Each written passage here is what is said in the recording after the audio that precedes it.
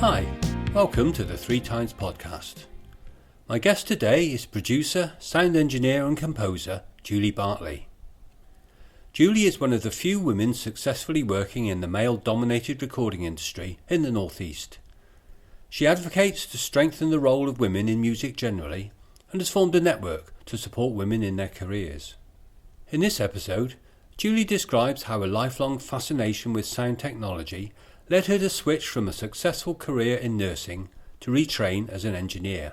She has recorded her own songs and sound compositions, which you can hear in this episode, and produced prominent artists in the North East, including her ongoing work with the all-female music collective Beccy Owen and the Refuge. I am a powerful woman. I am an earth mother. I am a powerful woman.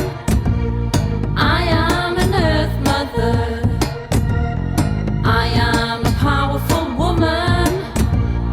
I am an earth mother. I am a powerful woman. I am an earth mother. Julie Bartley, welcome to Three Times Podcast. Thank you for talking to me. Thank you for having me. Can you tell me what it is you do? Well, I wear many hats, but predominantly I am a music producer, a sound engineer, and I write music as well. And then other things that I do sort of project management for arts, funded projects, particular music, and I'm currently doing a youth music funded project at the Queen's Hall in Hexham. And have you got a role at Core Music?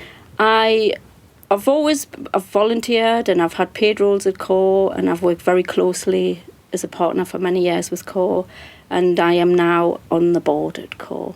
And also I hear on the grapevine that if people book the studio at Core, you're also available to be a producer there, is that right? I can be, but I haven't. It's mostly Dean. Dean Parker runs the studio, and it's people I think are generally working with him. But if people wanted me to record them at Core, I would do that. If there are any musicians listening to the podcast, I'm sure they'll know all about recording studios, but lots of people don't. So can you explain what the purpose of a recording studio is, as opposed to just having a tape recorder in your front room? Yeah, well, the main difference is about having this controlled environment. So we're in the studio that I share in Newcastle at the moment, and you probably can hear from this recording that there's no room reflections. It's quite dead. There's no reverberation, and that's about. So when you're a sound engineer or music producer, you don't want to capture loads of room sound and then try and fix it afterwards. You want the mics just to pick up the sound of the instrument, which is why you have this controlled space like this. And what kind of technology do you use to process your sound once you've captured it? Well, I'm using all digital. The studio's all digital, so we're using interfaces. And the beauty about the studio is it's all plumbed in, so you'll see over there we've got the wall boxes with all the inputs and outputs, so we can plug in, so you don't have leads trailing all over, and everything's all plumbed in, ready just to go. So we hear a lot these days about people being able to make music in their bedrooms with their computer and a bit of software. What's the difference, would you say, between recording music in this kind of environment and doing it at home? Well, space is a big one, isn't it? And here I can record a full band playing live. And because we've got separate rooms, I can get acoustic separation, which means I can do a little bit more post-production wise. You wouldn't be able to get that in a small space in a home studio. Things like recording drums and things. And, if you're in a home studio, you've got the outside noise of cars and things passing in the street. But we don't have any of that to worry about. And I think, when bands come here, it's that whole vibe of being in this space, which is quite exciting. It feels professional, and so especially for emerging artists, it's a really lovely experience, and it really helps you to focus on what you're doing, which perhaps might not be the same vibe when you're in your own home. Yeah, it's kind of more of a work environment, isn't it? A professional environment. Yeah, and I think because it feels quite special to be in a recording studio, and people come and they get quite excited the first time they come. So I think it it makes you feel like what you're doing, it's not just a hobby, you're doing a real thing. So how did you get into this way of living? Well, I've always been a geek and a nerd around music and technology. And even as a young child, I'm a self-taught musician. You know, I'm from a working class family, grew up in the 70s. We didn't have access to music lessons and things. And I think somebody gave us an old little organ, a tiny little portable organ thing, a Bon Tempi thing. And I taught myself music on that. And so I always had a tape recorder and used that. And I was lucky I had an uncle who was a bit of an audiophile, and he used to get really high quality hi-fis, and we used to end up with them. It's later down the line when he was buying his new piece of equipment. So I had a really high quality stereo as a child growing up. So I was really lucky. And I really appreciated and was into the quality of the audio and the sonic quality, as well as being interested in music. And I remember learning how I had me and my sister both had these little mono tape recorders, and I remember realising I could record on one and then play that while recording on the other, and sort of would build up things like making little audio plays and things like that as a kid. So I've just always done it, and I've always hung out with musicians, and I've always written music as a hobby. As the technology became more accessible through computers, I taught myself on Cubase how to use digital software, and then eventually had a big change in my personal life. I was a nurse, and I had a good career as a nurse, and changed with family and personal circumstances, and made me think I want to do life's short, and I want to do what I want to do. And I retrained. I went back to college and did a music production course at Newcastle College. And what kind of thing was in the curriculum? It was quite good. We did a little bit of live sound. We did a little bit of sort of music theory, as well as all the studio-based stuff and the editing and post-production. And we learned about synthesis and things like this as well. So it was good. It was a 2-year course, but then there was an optional third year to turn it into a BA honours, which I did. And that was more music business. So it was about what you would do to set up a business. And we were based here at the John Morley, actually, and we had free reign of the studios and stuff, so it was brilliant. So you graduated from college. What happened next? And then I spent a little bit of time researching setting up my own business. And I originally was wanting to use music production to do workshops. When I was at college, we were under a Labour government, and there was a lot of funding for the arts. And it was the arts in the UK were the envy of the world at that time, because there was so much investment in it. Then we changed governments, and I was really worried that actually they probably wouldn't want to fund art, and they certainly wouldn't want to fund community projects. And my guess was right. So I realised that, well, actually, to do workshops, I'm still got all the equipment that I need to record anyway. So I just started trading as a sound engineer. And I didn't have a studio, so it was mobile. All my recordings started out as mobile, which I still do. It's quite a different skill set in itself, where you're having to take equipment for every eventuality. You can plan it as much as you like, but as soon as you get there, there's always something that you didn't anticipate. Yeah. And you've got to sort of think think as you go and problem solve. But I love that. That's quite a nice challenge. And my first job was actually Hexham Orpheus Choir. Booked me through Core Music, and I recorded them at Hexham Abbey, which was a really brilliant first recording. Yeah, absolutely. And what kind of challenges would a sound engineer face recording something like that in the Abbey? Kind of knowing where to put the mics, and I didn't have a huge mic collection, so it was like how to make the few mics that I had work the best. And I'm a massive fan of stereo recording. Getting a really good stereo recording and then just using a few spot mics was always kind of the way that I approached it. Yeah. And we're not talking common or garden mics here, are we? I use my workhorse mics on my DPA 4060s. They've been superseded now, but they're tiny little miniature mics, and they're Omnis, and I've got a matched stereo pair, and you can use them for everything. They're just amazing. All right. So no high-tech Neumanns or anything fancy like that? No, I don't have the budget for that. We've got a Neumann in the studio. Uh-huh. So what at the time that you were starting out on your career, what was the recording industry like in the Northeast? Do you remember? There's always been like a few studios which are still going. There's like there's a few in Newcastle that are have been around for years and years and they seem to do well. And I think like generally the Northeast music scene is quite nice because it's quite small. Everybody sort of knows everybody. I mean, I don't know everybody obviously, but you kind of have your little pockets of people who you know, and then they know other people. So it's quite connected, not huge, and I think there's a good scope for collaborations and things.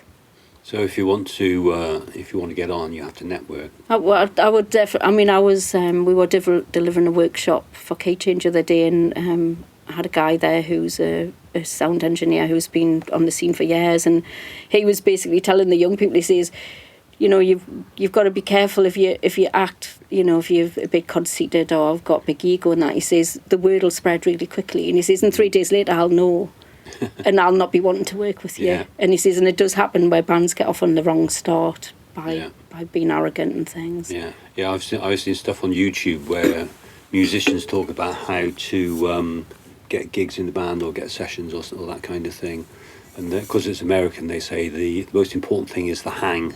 You have to be a good musician, yes, and you have to turn up on time, yes, but people just take that for granted. Yeah. But what makes the difference is having a good hang. Yeah. It's fun to be with. Yeah. And that's how you get more work. Yeah. I work with some session musicians, and definitely the hang is important, and obviously you want people who know what they're doing and are very competent and amenable and pleasant to be around, you know. Yeah. As I understand it, sound recording is traditionally a male-dominated industry. Yeah. How did you find it as a woman starting in this world? I would say mixed bag. In the past I've always said it's been fine. I've not really faced things, but then I reflect on it and wonder if actually I've been a bit naive. I think there are biases. People might not even book me because I'm a woman. I don't know, because how would I have that evidence? But I've had it. I've had when I've been setting up and somebody who's not even a sound engineer, a middle-aged or old man, will come over and tell me what I'm doing wrong. Even though they're not a sound engineer or got no experience. They'll say, oh, you put your mics in the wrong place. And I've had that quite a few times.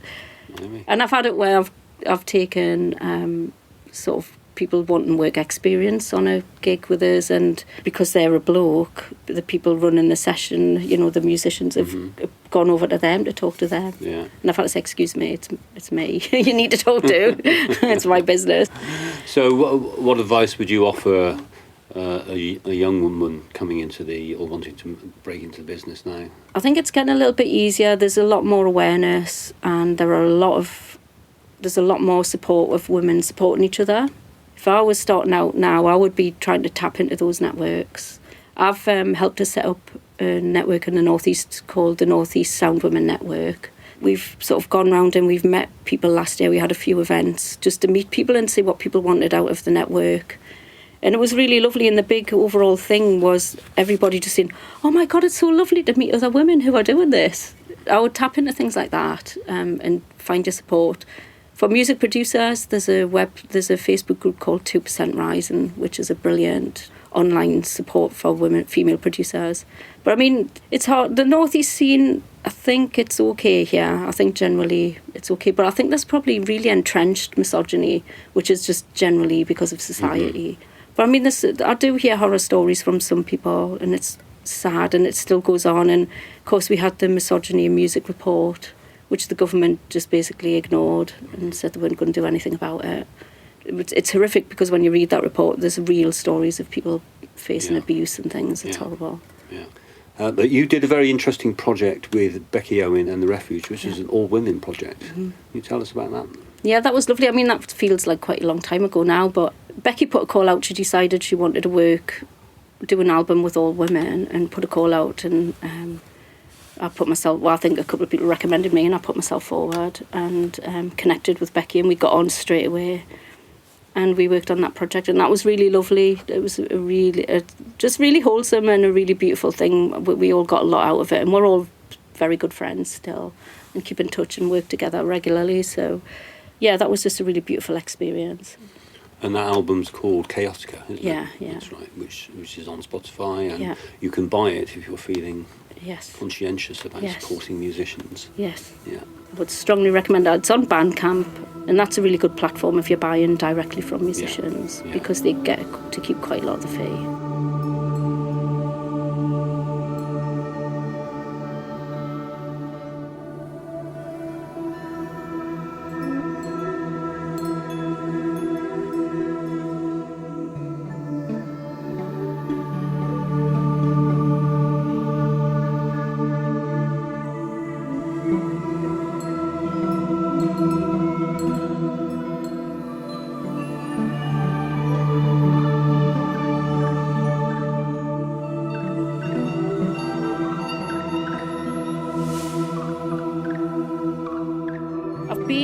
doing a lot of sort of development of my own business and sort of personal development. So I managed to get Arts Council funding, develop your creative practice.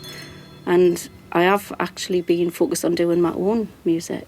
So during the pandemic, I wrote loads and loads of songs, and mostly instrumentals, but a couple of songs with lyrics, on my iPad, using GarageBand on my iPad. Yeah. Because I was off-grid at the time, so I didn't have electricity, so that was the easiest way for me to do it. And I loved it. I think we've talked about this ages ago, where I just loved using that because it took away all the choices and it made you focus back on just the notes and the rhythm and all the things that you need to create music, instead of going down rabbit holes trying 3 million synth sounds or whatever, you know. Yeah, it's a distraction, isn't it? you can get really distracted by that. So it's just... And actually having this, reducing your tools makes you just focus on the art, doesn't it? And, which is great. I've got this huge amount of material that I can translate into proper songs. So there's about 5 of the tunes I've been working up, and I've been getting session musicians in and building them up. So I need to get those finished. And one of the songs actually Beccy's singing on. So what kind of music would you describe yours as? Oh, it's really hard to say. I think people don't like putting their own music into genres, but it's helpful for other people to. Yeah, I really don't know, because I think I'm really heavily influenced by 80s music, because that was when I was, my formative years as a teenager. And I always loved the rock music of the 70s, and I love the production that was used in the 70s, all the analogue stuff. You can hear it; it's beautiful. And then the electronic stuff started coming in, and I really loved that. I think I heard Jean-Michel Jarre when I was quite young, his Oxygen album, the first one, and I was blown away by it, and that like really inspired me. And things like Depeche Mode, I think I learned how to write songs by deconstructing one of their songs and working out, this is how you layer it up, and this is what you do. So that and I still have a big influence in that. But I think I don't know what pop, rock, it's quite psychedelic as well. I like to introduce a lot of sonic texture, so I'll layer up my synths, so I've got all these really interesting sort of and I like movement within my music. I don't like it to be static. I like it to be always changing and keeping the ear interested. Impressionistic, it sounds like to me. Is that what you'd say? I don't know. It varies, because a lot of it, some of the stuff is stuff that you would probably hear. And I have done music for sync, and I guess that's what I'm most interested in, like instrumental stuff that's creating an atmosphere. So some of it is quite abstract. Other stuff's very formal sort of song structure. It's hard to put it in a box, I'm sorry. I have spoken to a couple of musicians who say I don't like to talk about my music in terms of categories, because they generally think that they're in several, they're not just in one.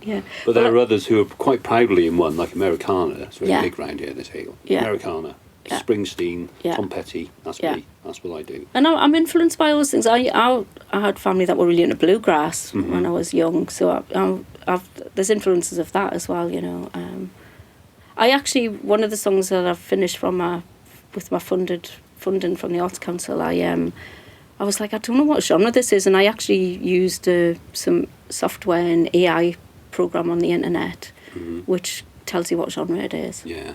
When you publish your music, you have to say what genre it is, don't you, for the platform, so that they know how to place it. They use AI to work. And it was something like 49% pop and 51% rock. Well, that's helpful. And then subcategories was psychedelic rock. African at what it had in as well, which was a bit odd. Yeah, so I think because there's some heavy drumming at the beginning. Yeah. That was helpful. And it gives you tags as well, and like descriptors. So are there any other applications of AI coming in that you know of? It's very topical at the moment. Yeah, some of my plugins I use in AI. I've got some isotope plugins that use it, and I'll be honest, it's really helpful. The mastering plugin I use, Ozone.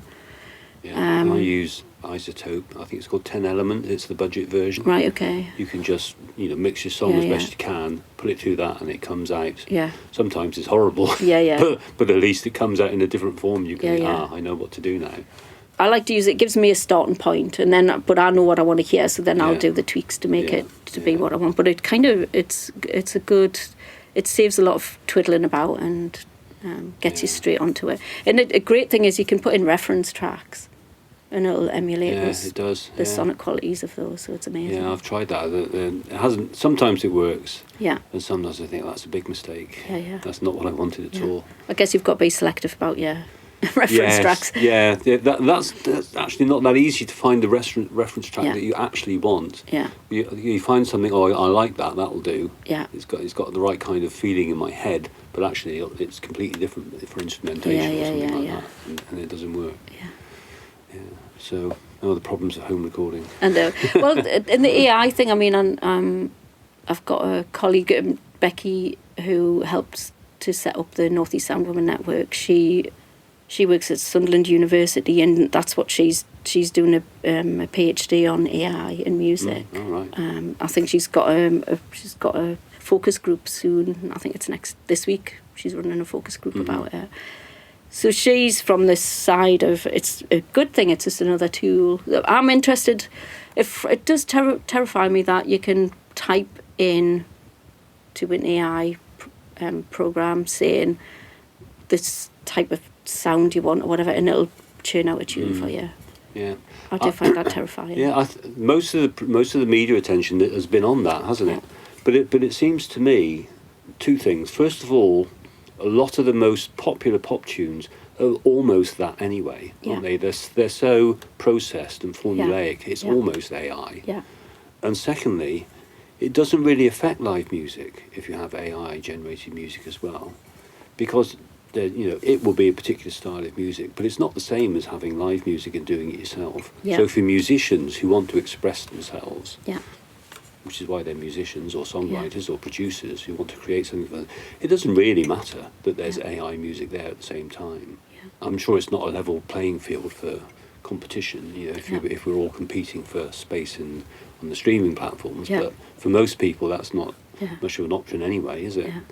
I went to the bandstand sessions on Sunday in Hexham and listened to Finn Forster and Katie Mack, and Katie pointed out that there's something like 40,000 songs uploaded onto Spotify every day. Yeah, phenomenal number. So we've just got this saturation. So it takes you back to like, because you can do it at home.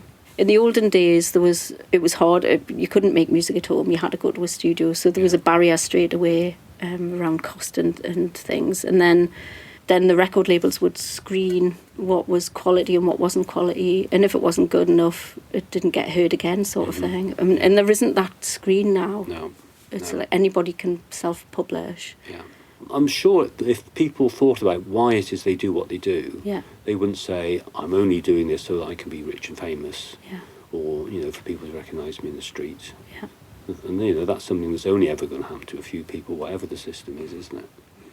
And there are lots of casualties associated with the old way of doing it, I think. Oh, for sure. I think, neoliberal capitalism's everywhere, isn't it? And it's the commodification of everything. And we had a time when art was important and record labels would take risks and produce albums for musicians that nobody else would touch, and actually they turned out to be the Beatles and the Frank Zappas and people like that. There isn't that risk taken now because it's a business and it's about getting a return on your investment, and it's a horrible, formulaic, sad. The music industry is massive, and I think the grassroots is the place where it's at, and that's where I'm happiest. Yeah, I agree. I think that's where most people can experience live music and enjoy it. Yeah. But of course, although people complain about Spotify and Apple Music, it's actually still the record companies who are wielding the power because they get all the money from the streaming platforms, don't they? Yeah. So not much has changed, I don't think. And it has got easier to self-release and self-publish, but you still need old-fashioned things like radio play. You still need if you do want to if you want to sell known, records and make money out of it. Yeah, but that's a question of engaging with the business, isn't it? Yeah. There's creating your music, but then if you want people to hear it, you have to engage with the business. That's just like another step. Yeah. I've just been on a course for creative freelancers funded by the government, and they're just telling you all the time, like, talking about sales funnels and Mm-hmm. your social media, and I'm just like, oh my God, I just don't want to do any of that. No. There's a lot of musicians I read say, I hate social media, but they have to do it. Yeah. Because now even to get gigs, Yeah. they ask you How many followers How many you've got. followers? Yeah. Well, why don't you just listen to I'll give you a CD or go to this link. Yeah, in the past you used to send you a demo, didn't you? Yeah. Why don't you listen to it and make your own mind up? And I'm reading some scary things about and hearing it from friends in the area actually about gigs being cancelled because there's a culture now where people don't buy the tickets in advance, and gigs are getting cancelled quite often. I think there's obviously a financial crisis going on around the world anyway, post-pandemic, and we've got a situation where everybody's cost of living's going up, and so doing things like creating music is like a non-essential activity, and it's getting harder and harder, I think. While the cost of living's going, I'm actually considering dropping my prices, even though my prices are the same as they have been for 10 years, because it's just like, how can I make this accessible for people? So what advice would you have for a young band or a musician who says, well, I've got some songs, I'm a reasonable performer, what's my next step? Yeah, well, I think that getting as much practice in is really good. And performing live is a really great way. If you're thinking about recording, you definitely got to be performing beforehand and be really well rehearsed, because you don't want to be wasting your studio time when it's expensive to be rehearsing. So you've got to, it's preparation, and get feedback from people, not just your family and your friends, but try and get honest feedback from people and reflect on that and see if you can tweak your music and improve it. Because there's always things that can be done to improve it. And then, if you're if you're thinking that it's recording next, then get in touch with somebody like me. There's quite a few projects in the Northeast. So if you're under sort of 24, there are some free courses going on around the area at the moment, which are brilliant, which will get you, I think there's one called First Notes, which will help you get in the studio and things like this. So, and there's an organisation called Generator in Newcastle, which is sort of business development for the music industry, and they offer free sort of support and advice or funded projects as well. So they might be a good contact, and they're setting up there's a northern sort of branch of, I think it's EMI, and they're connected to that. So Right. there is support there. So get as much help and support as you can, and be open to listen to what people are saying, and be prepared to not be super precious about your creations, unless you are so strongly an artist, and so then do be really precious about it. But don't expect that you're going to probably have to be self-releasing. Yeah. That's true, isn't it? You do have to be true to yourself. Yeah. Otherwise, there's no point in doing it. Yeah.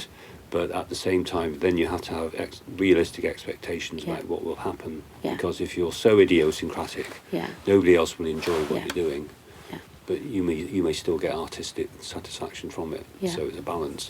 It's down back to what you said before. What is your motivation for doing it? And if you're doing it for career, then those things I've just mentioned about getting advice and things. Yeah, if it's a hobby that you're doing for fun, then just enjoy it, and don't put any pressure on yourself, and do it. Take that expectation away. Yeah, and advice for women who want to start?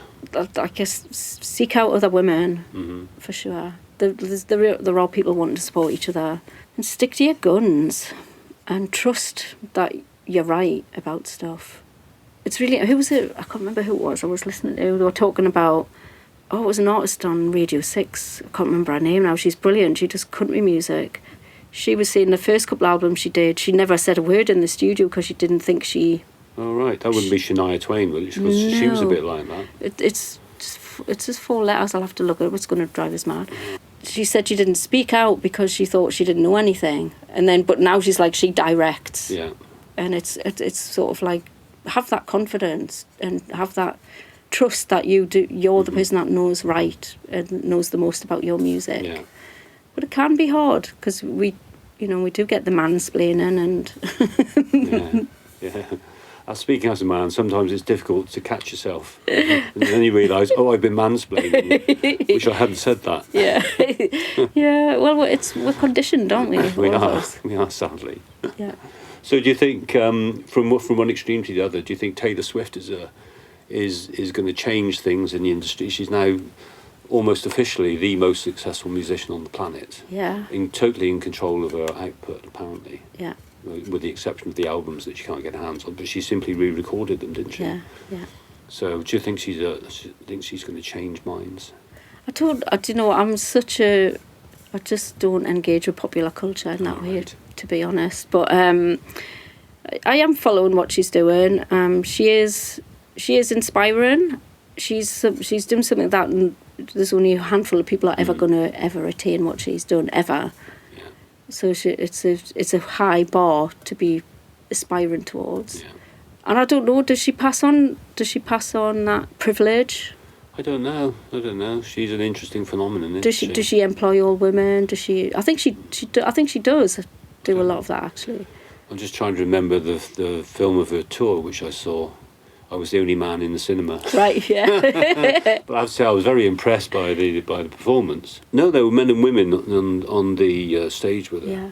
It's a hard one, and Madonna's another iconic, successful woman in the industry, and she continues to shatter stereotypes and not conform, which is incredible. But if you think, actually, there's Beyonce, Madonna, Taylor Swift. Can you think of men of that stature at the moment in the industry? Not really, is there? There's not that many. I guess you've got. I mean, Bruce Springsteen just recently played Sunderland, didn't he? And he did, yeah. Yeah, I can't really think of. But like, I'm hopeless. I just don't. I listen to Radio 6. Right. That's what I listen to. That's where I get my musical feed from. And any tips from that world? My favourite programme on that of all is Cerys Matthews on a Sunday morning. Oh, right, yeah. She's very eclectic, isn't she? She's very eclectic, and it's sort of global, world. You don't say world music now, global music, and she has poetry and things like this, and talks about food and travel, and it's just a really beautiful programme, and I love the variety of the music and hearing things from all around the world. It's inspiring. Thank you very much, Julie. Thank you very much. Sorry. No, it's fine. Thank you very much. I'll say thank you. You can choose one of whatever you want.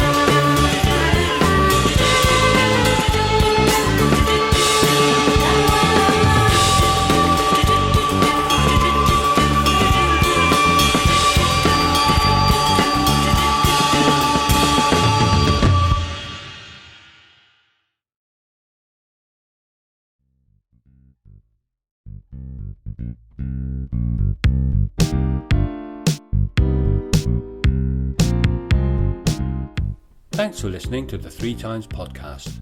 I hope you enjoyed this episode. Please subscribe and tell your friends about it.